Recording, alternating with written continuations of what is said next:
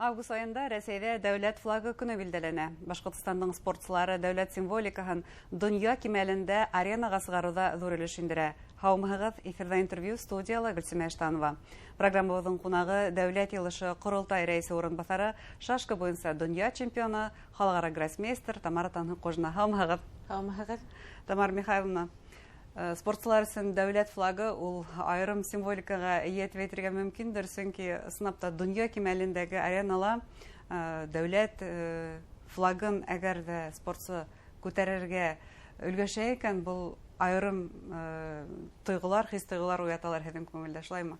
Әлбәттә шулай, чөнки югары кимәлдә сыгыш ясаган спортчылар, улар шундый зур ярышка оҙаҡ кына әҙерлек тә апаралар һәм ошо әҙерлек эсендә бәлки бер 2-3 ай күберәк тә булып сыга, улар үзләренең тойгылар басып максатка ирешергә генә ошондый бөтенләй хис-тойгылар калмай, тимәк. Хис-тойгылар калмай, эмоцияларда шул ул тиклем ташка сыҡмай, мына еңгәс инде, әлбиттә, унда флагты күргәс, ким уйнағас, әлбиттә, ошо эмоциялар барыһы ла тышҡа сыға һәм спортчылар артынан күҙәтеп баргандар, көрмәндәр шулай ошо эмоцияларҙы ҡабул итәләр һәм ғорурлыҡ менән, шатлыҡ менән ошондай еңеүҙәрҙе ҡабул итәләр.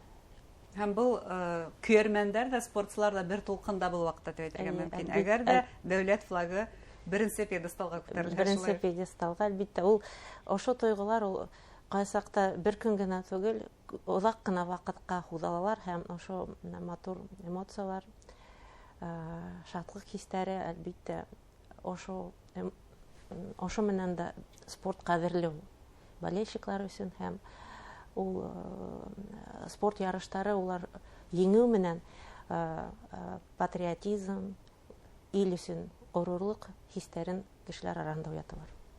2021 йылда иҫләйек, ул ваҡытта ҙур ғына һынау булғайны, һеҙҙең ошо хис-тойғоларҙы контролдә тотоу буйынса. Һеҙ үҙегеҙҙең төп дәғүәсегеҙ тип әйтәйек, Наталья Садовска, яңылышмаһам, шулай бит. Уның менән уйнаған ваҡытта судьялар һеҙҙең өҫтәлдән Рәсәй флагын алды. Бына ошо көсөргәнешле уйын мәлендә нисек хис-тойғоларҙы һеҙ контролдә тота алдығыҙ? Мин тәжрибәс булараҡ ул ваҡытта аңланым инде. Әгәр икән ошо ваҡытта үҙемдәге булған, эстәге булған хистәремдә күрһәтһәм икән, мин ул бит инде матчтың уртаһы ине. Был һеҙгә басым яһауайны? Эйе, басым булды минең өсөн һәм анда алда уйындар булды әле. Мин үҙемдән ныҡ итеп тотмаһам, еңеүгә өлгәшмәҫмен тип, аныһы бик ныҡ аңлай торғайным һәм әлбиттә ул ваҡытта бит инде Польшаның федерацияның етәксеһе уйын ваҡытында флагты алған һәм әлбиттә ул ҡағиҙә буйынса ярамай. Ул ваҡытта ҡамасауланы ла, мин еңелдем, аҙаҡтан инде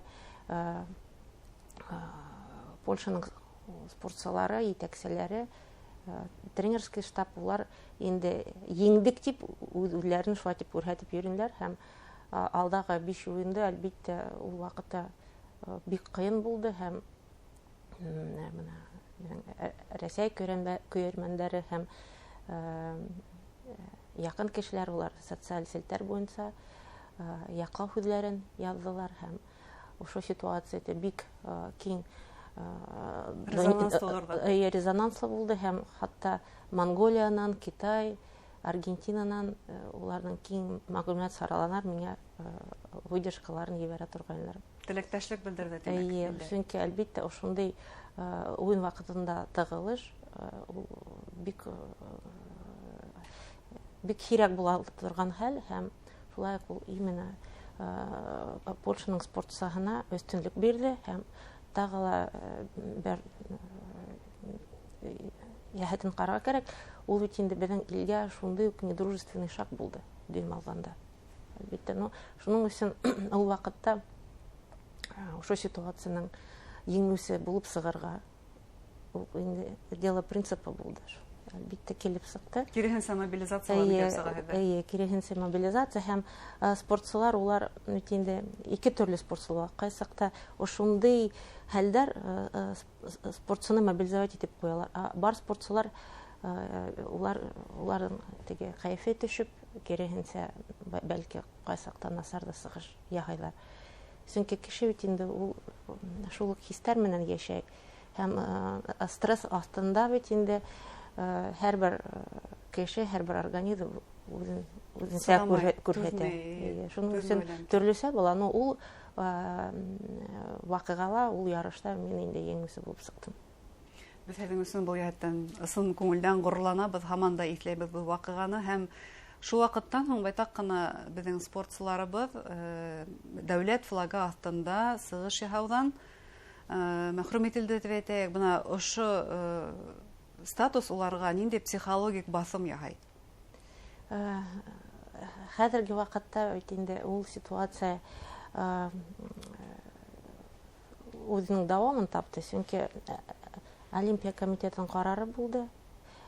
И әлеге вакытта халыкара федерациялар төрле спорт төре буенча безнең спортчылар да кайтара башланы. Һәм без күреп торабыз, менә һуңгы ярыштар буенча безнең спортчылар вакытты юкка үткәрмәгәннәр һәм һөҗүмчеләре бик югары. Һәм әйтергә булалар инде, менә уларның уе безнең Россия илдә зур спорт державаны ситкә сыгару, ул ошо уй юкка сыкты. Чөнки безнең спортчылар ул санкцияларына кире кайтып, үзләренең бик яхшы спорт формасын күрһәтеп һәм бик югары дәрәҗәләргә ия булуын әзерлекте күрһәтеп торалар. Мәсәлән, безнең Башкортстан спортчылары. Безнең Башкортстан спортчылары шулай. Кемнәрдә телгә алырга әлеге вакытта һәм ул нинди эш хезмәте әйтәйек? Менә Зарина Исламова безнең өчен яшь спортчы. Сибай калаһыннан инде ул инде боевые искусства күбрәк бит инде дөнья чемпионы булды тоже. Мин уның социаль сетьләр артыннан күзәтеп барам һәм шундый рухлы кызыкай, бик уның һөҗүмчеләргә бик шатмын үзем һәм уның шундый күп кешеләр шулай подписчиктар арасында, шуның өчен артабан дуга уңышлар теләйм һәм менә һуңгы осырда спорт гимнастика буенча бик югары һөҗүмчеләр яшь спортчы инде Стәлтамак калаһыннан бигрәк тә менә Өфө калаһыннан булмагач инде шулай ук безнең спорт хәрәкәте башка калаларда да үсеш таба, аныгы куандыра. Әмма Полина Дмитриева без зур горурлык менән каршы алдык. Уның бит инде ул юниорлар арасында 4 алтын медаль алды. Алда уның әле бик шундый югары спорт юлы аннан көтәбез, чөнки әле алда елдар бар бит әле. Өлкәннәр арасында зур һөҗүмчеләр булыр әле. Әлбәттә, көчле спортчы тәрбияләү өчен берсеннән тренер. Кайсакта бер тренер гына түгел, тренерский штаб булырга тиеш. Шулай ук якын кешеләрнең поддержкасы булырга тиеш. Чөнки менә яшь спортчыларны карасак, улар кайсакта гелтеге ыңгай гына бармай бит, кайсакта килеп сыкмай да, кайсакта спортты ташларга ла уйлары бар. Ул вакытта әлбәттә якын кешеләрнең поддержкасы булырга тиеш. Һәм әгәр икән яшь спортчы яшьтән алып өлкәннәр арасында югары һөҗүмчеләр күрһәтә икән, ул димәк уның эргәһендә бик шундый ышанычлы кешеләр бар. Һәм тагыла бер шартты әйтеп бана бер поколение булуында бернисә хәләтле спортчы булса икән, улар бер менән ярышып, үсешеп, унда конкуренция мөхите булдырыла. Улар арасында әлбәттә шундый йондыз килеп сыга. Аныгы бар. Шуның өчен менә безнең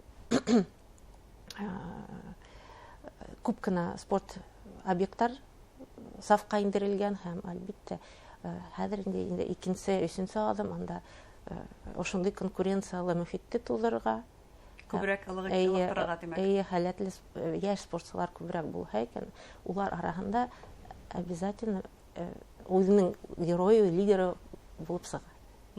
Беләм, Тамара Михайловна, әлеге вакытта һез Үзбәкстанга юлланырга әзерләнәһегез һәм унда һезгә нинди ярыштарда уңыш теләп калырга, еңүгә кайтуыгызды теләп калырга? Шашка буенча инде безнең халыкара федерация күнескә каршы бездә ул тиклем тиз кайтарырга уйламай. Ул санкциялар инде озакка һузылыр дип уйлыйм. Уга бит инде альтернатива итеп халыкара шашка буенча ассоциация берничә ел элек оештырылды. Унда безнең дус илдәр инә ошо ассоциацияга һәм без ошо дус илдәр арасында ярышты үткәрәбез һәм командалар буенча, чөнки безнең Рәсәй спортчыларга шундый ук спорт халыкара майданда сыгыш ярга мөмкинлек кирәк һәм ошо ярыштар шундый мөмкинлекне бирә. Уңыштар теләйбез сезгә һәм әлбиттә еңү менән кайтырга, Рәсәй флагын, Башкортстан флагын тагыла пьедесталларга күтәрергә булһын. Рәхмәт. Рәхмәт. Хөрмәтле тамашачылар, Дәүләт Йылышы Корылтай рәисе урынбасары шашка буенча 7 тапкыр дөнья чемпионы, халыкара гроссмейстер Тамара Танһыкужина һөйләштек. Игътибарыгызга зур рәхмәт.